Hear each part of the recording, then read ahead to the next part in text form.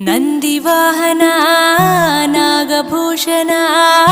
ದೋಷ ದೋಷ ನಾಶ ವಿನಾಶನ ಸೃಷ್ಟಿಕಾರಣ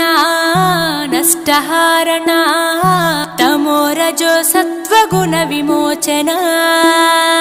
మాఘమాసమున కృష్ణపక్షమున చతుర్దశి నడి జామురాతిరిన మహాలింగమే ఉద్భవించెనట బ్రహ్మ విష్ణువుల అహం అనిగెనట సృష్టికి మూలం నీవని తెలిసి సాగిలబడి నీ మహిమకు మొక్కే అదే మహాశివరాత్రి వెలిసెనట అరే ఓ జంగమా